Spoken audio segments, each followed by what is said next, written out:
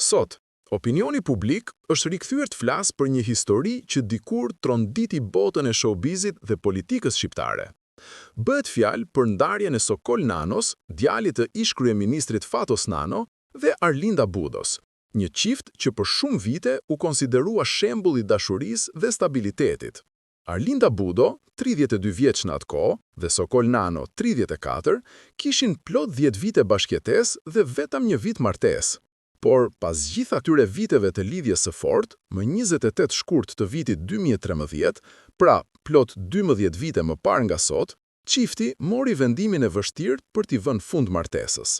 Kërkesa për divorc u depozitoa në gjykatën e Rrethit të Tiranës dhe ajo që tërhoqi vëmendjen ishte fakti se ndarja ndodhi me mirëkuptim nga të dyja palët. Në dokumentet zyrtare, Arlinda dhe Sokoli kishin deklaruar se divorci bëhej me pëlqimin e përbashkët dhe se çdo pasojë ligjore apo ndarje pasurie do të realizohej me paqe e mirëkuptim. Një ndarje pa zhurmë, por që gjithsesi tronditi shumë njerëz, pasi marrëdhënia e tyre kishte kaluar një dekadë dashurie e sakrifice.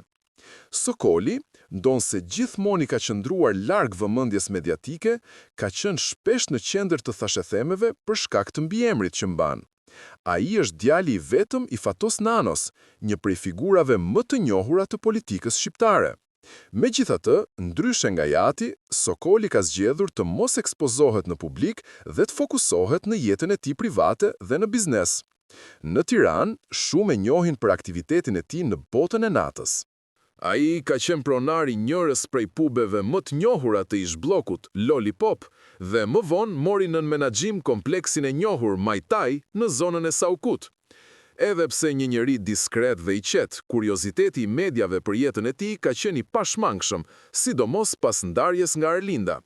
Sot, pas më shumë se një dekade, historia e tyre vazhdon të kujtohet si një nga ndarjet më të papritura në publikun shqiptar, një kujtesë se edhe dashuritë më të gjata mund të marrin fund ndonjëherë pa zhurmë, por gjithmonë me një plak që lë gjurmë.